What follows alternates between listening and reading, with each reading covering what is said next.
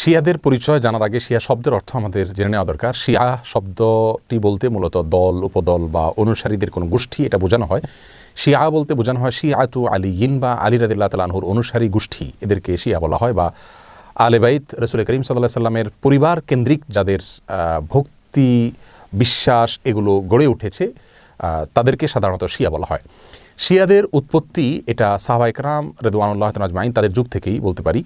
এবং শিয়াদের উৎপত্তির পেছনে যে লোকটি ছিল তার নাম হলো আব্দুল্লাহ ইবনে সাবা। ইহুদি ছিল, পরবর্তীতে এসে মুসলিমদের বেশ ধারণ করে মুসলিমদের ক্ষতি সাধন করার জন্যই মূলত এই গ্রুপটি তারা আবিষ্কার করে।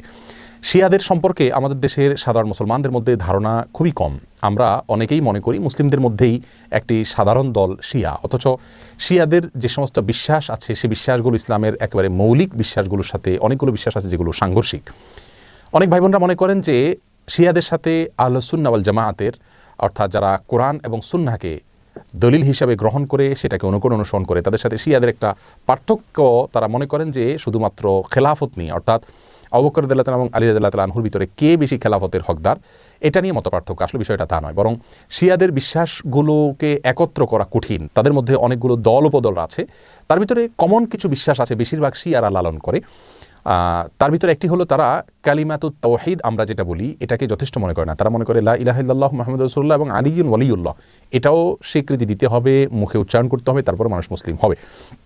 তাদের মধ্যে কোনো কোনো গ্রুপ আছে যারা কোরআনে কারিমের 30 পারার যে কোরআন এটার ব্যাপারে তারা সন্দেহ পোষণ করে এবং তারা কোরআনের বিকৃতিতে বিশ্বাস করে বা বিকৃতি করে, এটাকে তারা সঠিক মনে করে বিকৃতি করে থাকে।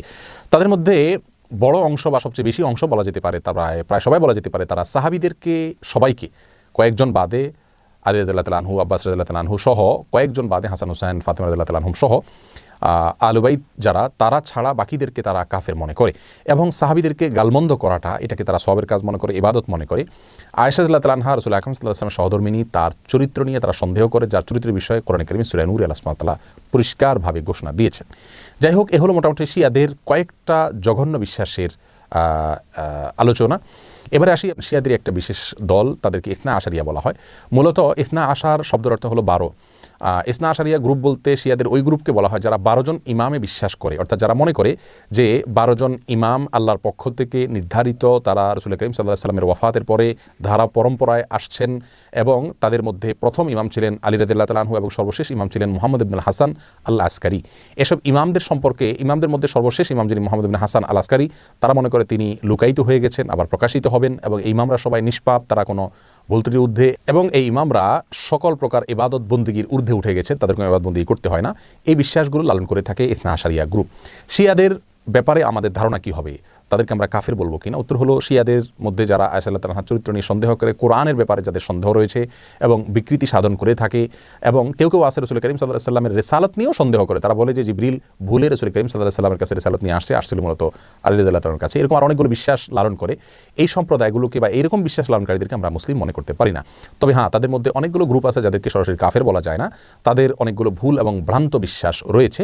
এদের মধ্যে সবচেয়ে সাধারণ যেটা বিশ্বাসের দিক থেকে সবচাইতে তুলনামূলকভাবে কম জঘন্য বলা যেতে পারে সেটা হলো আবু বকর রাদিয়াল্লাহু তাআলা চাইতে আলী রাদিয়াল্লাহু তাআলাকে খেলাফতের জন্য অধিক হকদার মনে করা। শিয়াদের অনেকগুলো ভ্রান্ত বিশ্বাস নিয়ে বিস্তারিত এবং বিশদ আলোচনা করা দরকার, তা না হলে তাদের বিষয়ে আমাদের ধারণা পরিষ্কার হবে না। একজন মুসলিম হিসাবে আমাদেরকে সঠিক ধারণা যেমন রাখতে হবে, তেমনিভাবে ইসলামের বিষয়ে কারা কি ভুল ধারণা লালন করে সেগুলো আমাদের জানতে হবে। কোরআন নিয়ে যারা সন্দেহ করে, সাহাবীদেরকে যারা গালমন্দ করে, সাহাবীদেরকে যারা কাফের মনে করে এবং রাসূল করিম সাল্লাল্লাহু আলাইহি সাল্লামের সহধর্মিণীর চরিত্র নিয়ে যারা সন্দেহ করে, কোরআনের বিকৃতি যারা সাধন করে, এদের ব্যাপারে আমাদের ধারণা কি হওয়া উচিত সেটা আমার মনে হয় যে কোনো সাধারণ দর্শক শ্রোতাই আমরা সহজেই সিদ্ধান্ত নিতে পারবো। আল্লাহ তাআলা আমাদের সকলকে সঠিকটা বুঝার তৌফিক দান করুন।